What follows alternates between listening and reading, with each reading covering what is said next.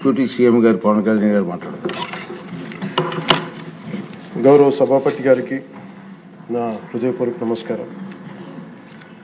ఎంతో హుందాగా ఈ గౌరవ చట్టసభను నడుపుతున్న మీ విధి విధానాలకి, అలాగే చట్టసభలో సమయపాలన పాటిస్తూ సభ్యులందరూ ఎంతో హుందాగా, ఎంతో గౌరవప్రదంగా ప్రజా సమస్యల్ని, వాటి పరిష్కార మార్గాలను వెతకాలని మా అందరికీ మీ అపారమైన అనుభవంతో దిశానిర్దేశకత్వం చేస్తున్న మీకు జనసేన పార్టీ తరపు నుంచి, మా ఎన్డీఏ కూటమి తరపు నుంచి నా హృదయపూర్వక నమస్కారం, కృతజ్ఞత. సాంకేతికంగా ఇది 3వ బడ్జెట్ సమావేశం అయినప్పటికీ పూర్తి స్థాయి బడ్జెట్ సమావేశంగా ఇది 2వది. 5 కోట్ల పైచిలుకు ప్రజలు ఆశల్ని, ఆకాంక్షల్ని ముందుకు తీసుకువెళ్తూ వారి కష్టాలకి, కన్నీళ్ళకి పరిష్కార మార్గాలను వెతకడానికి 164 మంది సభ్యులున్న ఈ ఎన్డీఏ కూటమిని తన అపారమైన 4 దశాబ్దాల రాజకీయ పాలనానుభవంతో రాష్ట్ర విభజన సమయం నుంచి గత ప్రభుత్వ అవినీతి, అరాచక పాలన వల్ల వచ్చిన వారసత్వ సమస్యలన్నింటినీ పరిష్కరిస్తూ సంక్షేమంతో పాటు ఆంధ్రప్రదేశ్ అభివృద్ధి పదం వైపు నడిపిస్తున్న గౌరవ ముఖ్యమంత్రి శ్రీ నారా చంద్రబాబు నాయుడు గారికి నా హృదయపూర్వక నమస్కారం. మంత్రివర్గ సహచరులకి, తోటి శాసనసభ్యులకి నమస్కరిస్తాం. ఇంకో 3 నెలల్లో 2 సంవత్సరాల పాలనని పూర్తి చేసుకోబోతున్న ఎన్డీఏ ప్రభుత్వం చాలా కాల పరీక్షలను తట్టుకొని ఒక అరాచక పాలన ఎదుర్కొని ఎన్నికల సమరంలో విజేతగా నిలబడింది. మనల్ని గెలిపించి ఈ నేలకి సేవ చేసుకున్న భాగ్యం కలిగించినందుకు 5 కోట్ల రాష్ట్ర ప్రజలకు కృతజ్ఞత చేతులెత్తి నమస్కరిస్తున్నాను. రాష్ట్ర ప్రజలకి అండగా నిలబడుతున్న టీడీపీ, బీజేపీ, జనసేన పార్టీల నాయకులకి, కార్యకర్తలకు కూడా నా నమస్కరిస్తున్నాను. నీలో సాహసం ఉంటే దేశం అంధకారంలో ఉంటుందా అని కవి శేషేంద్ర గారు రాసిన వాక్యానికి నిలువెత్తు ప్రతిరూపం భారతదేశ గౌరవ ప్రధానమంత్రి శ్రీ నరేంద్ర మోదీ గారు. వారు అందిస్తున్న సహకారానికి ఎన్డీఏ కూటమి తరపున, ఆంధ్రప్రదేశ్ రాష్ట్ర ప్రజల తరపున నా హృదయపూర్వక ధన్యవాదాలు తెలియజేస్తున్నాను. ఆంధ్రప్రదేశ్ రాష్ట్ర ప్రథమ పౌరులు, రాజ్యాంగ సంరక్షకులు, రాజ్యాధినేత justice, former supreme court justice S Abdul Nazeer garu చేసిన బడ్జెట్ ప్రసంగం చాలా ప్రేరణ ఇచ్చింది. ఆంధ్ర రాష్ట్ర భవిష్యత్తుకు బలమైన పునాదులు వేస్తుంది. వికసిత్ భారత్లో భాగంగా వికసిత్ ఆంధ్రప్రదేశ్ లక్ష్యంగా సాగింది. రాజ్యపాలకులు, గౌరవ రాజ్యపాలకులు శ్రీ అబ్దుల్ నజీర్ గారు బడ్జెట్ ప్రసంగం వింటున్నంతసేపు ఆద్యంతం భారతరత్న శ్రీ అటల్ బిహారీ వాజ్పేయి గారు మాటలే నా మనసులో మెదిలినాయి. వారు అన్న మాటలు, Bharat needs a government that cares, Bharat needs a government that will reach out to the last person in the last. ఆ స్ఫూర్తితోనే గౌరవ ముఖ్యమంత్రి శ్రీ నారా చంద్రబాబు నాయుడు గారి నేతృత్వంలో నడుస్తున్న ఎన్డీఏ కూటమి ప్రభుత్వం దివ్యాంగులకి ఇచ్చే పెన్షన్లు 3,000 నుంచి 6,000కి చేశారు. మంచం నుంచి లేవలేని దివ్యాంగులకి 6,000 నుంచి 15,000 అందిస్తున్నారు. సామాజిక పెన్షన్లు 3,000 నుంచి 4,000కి పెంచారు. రాష్ట్ర వ్యాప్తంగా 63.25 లక్షల మందికి ఈ పెన్షన్ల ద్వారా 2,738 కోట్ల రూపాయలు అందజేస్తున్నారు. ప్రతి విద్యార్థికి 15,000 రూపాయల చొప్పున 67 లక్షల విద్యార్థులకు సంబంధించి 42 లక్షల తల్లుల ఖాతాల్లోకి నేరుగా 10,000 కోట్లు జమ చేశారు. మెగా డిఎస్సి ద్వారా 16,000 ఉపాధ్యాయ పోస్టులు భర్తీ చేయటం, మెగా పేరెంట్స్ టీచర్స్ మీటింగ్స్ పెట్టడం, విద్యార్థుల మధ్యాహ్న భోజన పథకానికి అపరాన్నపూర్ణ మహాతల్లి డొక్కా సీతమ్మ గారి పేరు పెట్టేందుకు గౌరవ మంత్రివర్యులు శ్రీ నారా లోకేష్ గారికి నా అభినందనలు, ధన్యవాదాలు తెలియజేస్తాను. మనకి అన్నం పెట్టే రైతాంగం కష్టాలు, కౌలు రైతుల కన్నీటి కథలు, అప్పులు, మరణాలు విన్నప్పుడల్లా ఆధునిక మహాభారతంలోని పంక్తులు జ్ఞప్తికి వస్తాయి. పొలాల కోరిక ఏమిటి? పంటలు పండించి మనిషి ఆకలి తీర్చాలనే కదా అని దున్నే రైతు అనుకుంటా ఉంటే, అందరి ఆకలి తీర్చడం కోసం దుక్కి దున్నే నా ఆకలి ఎలా తీర్చుకోవాలో నాకు తెలియడం లేదు. నా బతుకొక సున్నా కానీ నడుస్తున్నా. చెట్టుగా ఉంటే ఏడాదికి ఒక వసంతమన్నా దక్కేది, కానీ మనిషిని అన్ని వసంతాలు కోల్పోయానని రైతు బాధపడతా ఉంటే, అలాంటి అన్నం పెట్టే రైతాంగాన్ని గత ప్రభుత్వం రైతుల నుంచి కొనుగోలు చేసిన ధాన్యానికి 1,674 కోట్లు చెల్లించకపోతే గౌరవ ముఖ్యమంత్రి శ్రీ నారా చంద్రబాబు నాయుడు గారి నాయకత్వంలోని ఈ ఎన్డీఏ కూటమి ప్రభుత్వం వచ్చిన వెంటనే 1674 కోట్ల బకాయిలు చెల్లించింది అధ్యక్ష. అది కాకుండా అది పే చేసిన తర్వాత దాని తర్వాత 10,650 కోట్లు 7.37 లక్షల రైతాంగానికి 24 గంటల్లోనే 10,650 కోట్లు వారి ఖాతాల్లో జమ చేయడం జరిగింది.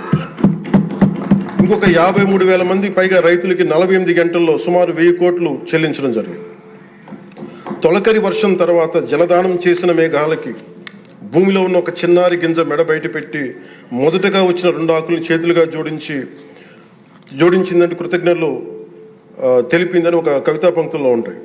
అలా ఆ చిన్నారి మొలకలాగా ఈ ఎన్డీఏ ప్రభుత్వం అన్నం పెట్టే రైతాంగానికి కృతజ్ఞతతో అండగా నిలబడుతుంది. అలాగే గౌరవ సభ సాక్షిగా కౌలు రైతుల కష్టాలు కన్నీళ్లు తెలిసిన వాడిగా మీ వాడిగా చెప్తున్నాను. కౌలు రైతాంగానికి భూమిని ఫలాలుగా పంటలుగా మార్చే ప్రవీణత ఉన్నవాడు ధైర్యం కోల్పోనక్కర్లేదు. మట్టిలో ఉన్న కస్తూరి తీసే మనిషికి జీవన పరిమళాల కొరత లేదు.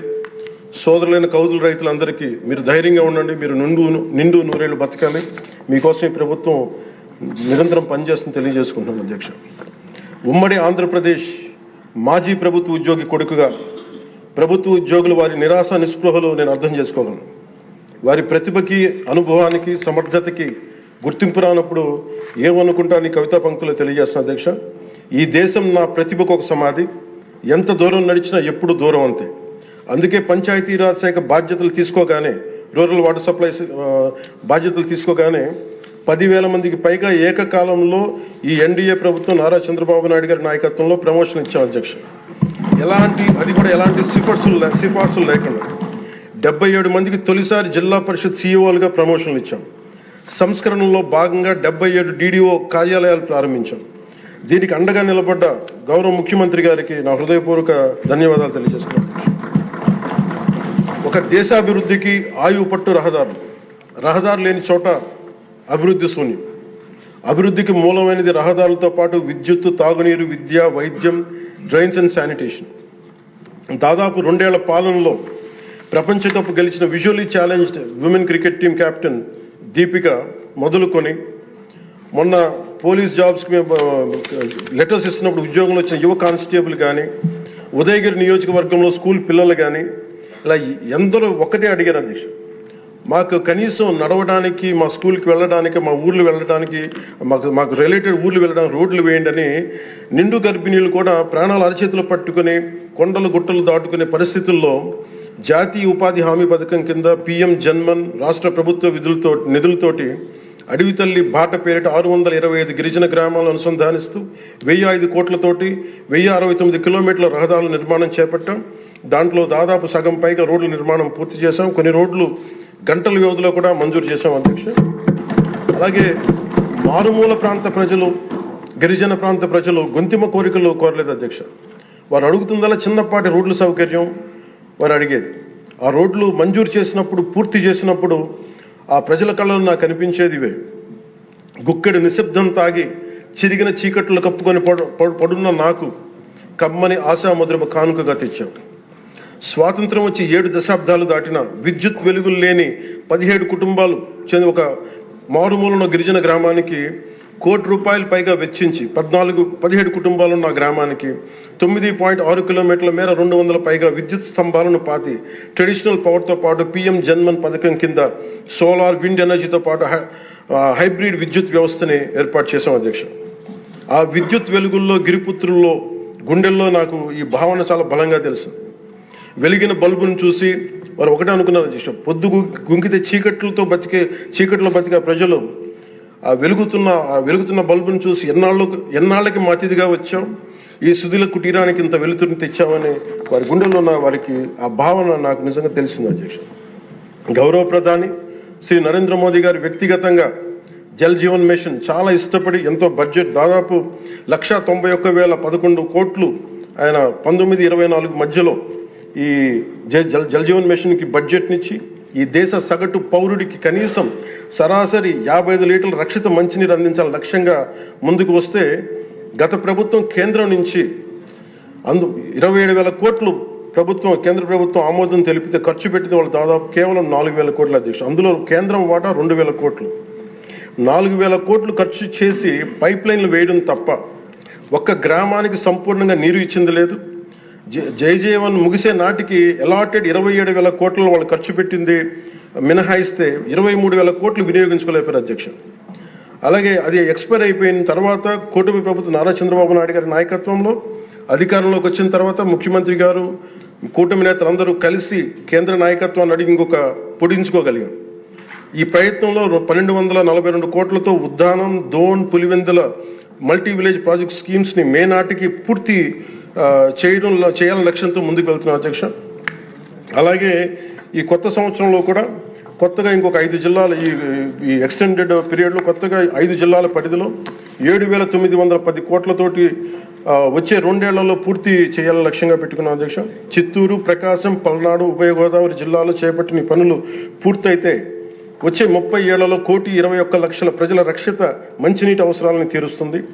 మిగిలిన 960 కోట్లతోటి మల్టీ విలేజ్ స్కీమ్స్, అలాగే నీటి ఎద్దడి తీవ్రత ఉన్న పంచాయతీ మంచినీటి సమస్యను తీర్చే విధంగా గౌరవ సీఎం గారి ఆధ్వర్యంలో ప్రణాళికలు సిద్ధం చేస్తున్నాం అధ్యక్ష.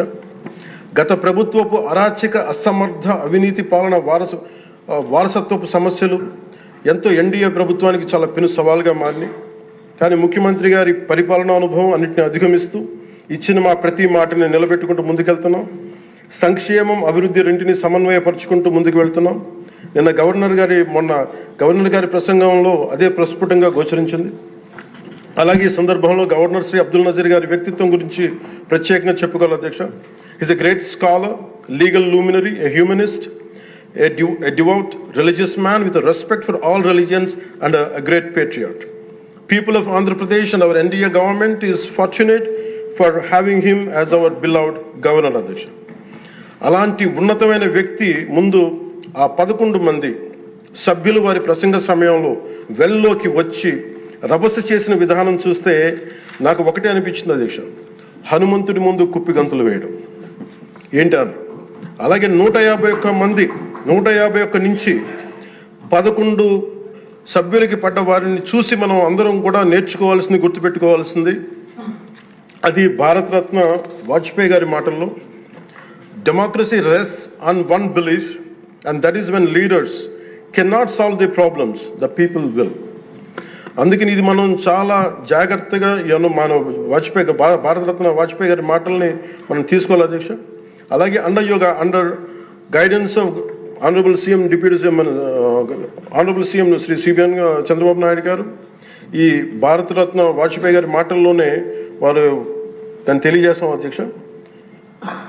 The challenges we are facing ahead, మనకున్న ఛాలెంజెస్ కానీ ఉన్న సమస్యలన్నింటినీ భవిష్యత్ వికసిత్ ఆంధ్రప్రదేశ్ దిశగా ఎలా వెళ్ళాలి అని అనుకుంటే అది వాజ్పేయి గారి మాటలను చెప్తాను అధ్యక్ష. It's no problem we cannot tackle, no challenge we cannot face, no opportunity we cannot seize. జై హింద్ అండ్ జై భారత్.